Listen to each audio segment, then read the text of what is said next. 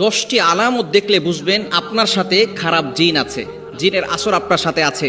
বিভিন্ন সময় আপনি যে সমস্ত আলামত দেখলে বুঝবেন যে একজন জিন আপনাকে ক্ষতি করার চেষ্টা করতেছে। যদি এই আমলগুলো, যে আলামতগুলো যদি আপনি দেখেন, তাহলে অবশ্যই আপনার জিন্দিগিটাকে আমলের ভিতরে নিয়ে আসবেন, আমল অনুযায়ী চলবেন এবং রুকিয়া করার চেষ্টা করবেন। বিভিন্ন জায়গায় রুকিয়া সেন্টার আছে, সেখানে রাকির কাছ থেকে আপনি ঝাড়ফুঁক করে নেবেন, রুকিয়া করে নেবেন। অবশ্যই মনে রাখবেন জিন জাতি বলতে কিছু একটা আছে। এটা যদি আপনি বিশ্বাস না করেন তাহলে আপনার ঈমান থাকবে না। কারণ আল্লাহ পাক রব্বুল আলামিন মানুষের সাথে সাথে জিনদেরকেও কিন্তু দুনিয়াতে পাঠিয়েছেন।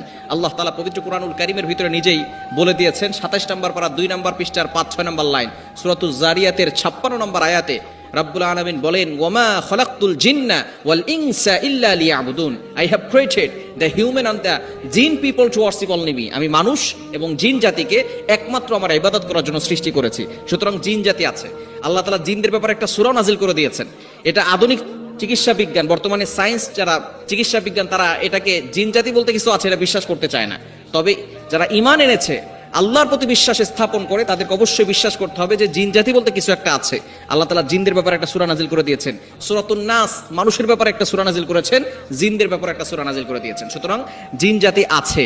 অবশ্যই এই 10টি আলামত আমরা খেয়াল করব, আমাদের ভিতরে যদি থাকে তাহলে কিন্তু জিন জাতির থেকে বাঁচার জন্য আমাদেরকে আমল করতে হবে। আমি শেষে কিছু আমলের কথা আপনাদেরকে বলে দিব, যে আমলগুলো করবেন, এবং অবশ্যই রুকিয়া সেন্টারে গিয়ে ঝাড়ফুঁক করে নেবেন শরীরে এবং সবসময় আমল করার চেষ্টা করবেন।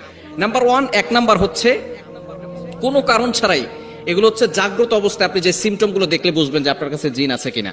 জাগ্রত অবস্থায় 5টি আলামতের কথা বলবো এবং ঘুমন্ত অবস্থায় 5টি আলামতের কথা বলবো। নাম্বার 1 নাম্বার হচ্ছে আপনি কোনো কারণ ছাড়াই দেখা যাচ্ছে সব সময় অলওয়েজ মাথা ব্যথা করতেছে, মাথা ব্যথা করে, চোখে ব্যথা নাই, বিভিন্ন জায়গায় কোনো সমস্যা নাই, আপনি চিকিৎসা করাচ্ছেন কোনো সমস্যা হচ্ছে না, বাস তারপরেও দেখা যাচ্ছে বিভিন্ন সময় আপনার মাথা ব্যথা করতেছে। যদি এরকম ফিল হয় যে সব সময় মাথা ব্যথা করে, তাহলে মনে করবেন যে হয়তো কোনো জিন আপনার উপরে অ্যাট্রাকশন দিচ্ছে অথবা আপনার উপরে অ্যাটাক করার চেষ্টা করতেছে। এবং 2 নাম্বার হচ্ছে কোনো কিছুতে মন বসে না, আপনি ইবাদত করছেন, ইবাদতে মন বসে না, কারোর সাথে কথা বলতে ইচ্ছা করে না, যার কথাই শোনেন না কেন কারোর সাথে আপনার কথা বলতে ইচ্ছা করে না। এরকম অনেক সময় হওয়া দেখবেন। যদি এরকম হয় তাহলে মনে করবেন কোনো জিন জাতি আপনার উপরে অ্যাটাক করার চেষ্টা করতেছে, অ্যাট্রাকশন দিচ্ছে। এবং 3 নাম্বার হচ্ছে উগ্র মেজাজ। দেখবেন কিছু মানুষ আছে একেবারে উগ্র মেজাজ দেখায়, সবসময় মেজাজ খিটখিটে হয়ে থাকে।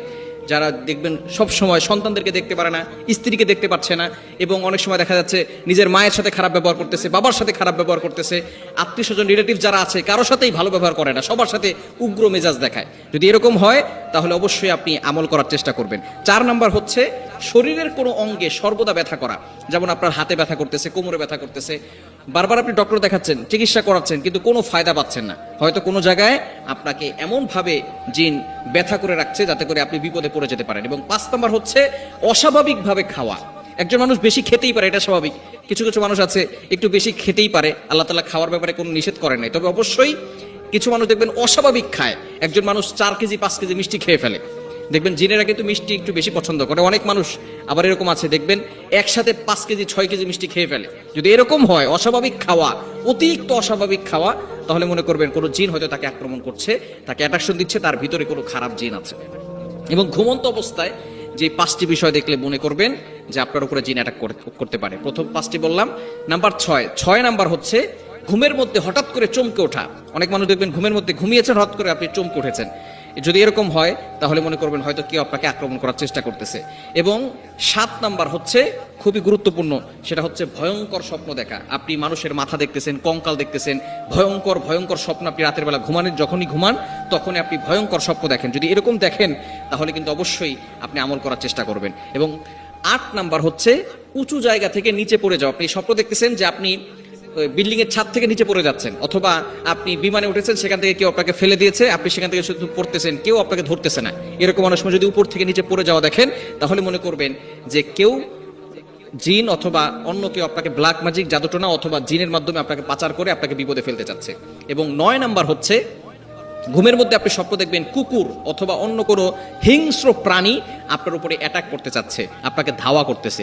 এটা দেখলে অবশ্যই আপনি সতর্ক হবেন। এবং 10 নাম্বার হচ্ছে বিশেষ আকৃতির মানুষ দেখা স্বপ্নের ভিতরে, অনেক লম্বা, আবার অনেক খাটো, আবার অনেক কালো, আবার বিশ্রী চেহারার, কুৎসিত চেহারার মানুষ, যেগুলো দেখলে ভয়ঙ্কর লাগে। এবং এমন বড় বড় উঁচু উঁচু মানুষ দেখেন যে যার পা জমিনে আর মাথা একবার অনেক উঁচুতে, কেমন যেন আসমানে আছে বা মাথাটা। শুধু এরকম যদি দেখেন তাহলে আপনি অবশ্যই সতর্ক হবেন, কিছু আমল করবেন। 5 ওয়াক্ত নামাজ মাস্ট বি পড়বেন, অবশ্যই নামাজ পড়তে হবে। নামাজ না পড়লে কিন্তু জিন আপনার কাছ থেকে যাবে না। 5 ওয়াক্ত নামাজ মাস্ট বি পড়বেন এবং 5 ওয়াক্ত নামাজের পরে আয়াতুল কুরসি, 4 কুল, সূরা বাকারার শেষ 2টি আয়াত এগুলো পড়ে আপনি বুকে ফু দিবেন আর হাতে ফু দিয়ে পুরো শরীরকে মাসাজ করে দিবেন। রাতের বেলা অবশ্যই ঘুমানোর সময় ওযু করে ঘুমাবেন এবং আয়াতুল কুরসি, 4 কুল, সূরা বাকারার শেষ 2 আয়াত এগুলো পড়ে বুকে ফু দিবেন আর হাতে ফু দিয়ে পুরো শরীরকে মাসাজ করে দিবেন। ঘরের ভিতরে কোনো মূর্তি রাখবেন না, কোনো পুতুল রাখা যাবে না, কোনো ছবি টানিয়ে রাখা যাবে না। তাহলে কিন্তু জিন জাতিরা এই সমস্ত ঘরে বেশি থাকে। এবং ঘরের ভিতরে বেশি বেশি কোরআন তেলাওয়াত করবেন। ফজরের নামাজের পরে সূরা ইয়াসিনের তেলাওয়াত করবেন। মাগরিবের নামাজের পরে সূরা ওয়াকিয়া এবং বিশেষ করে সূরা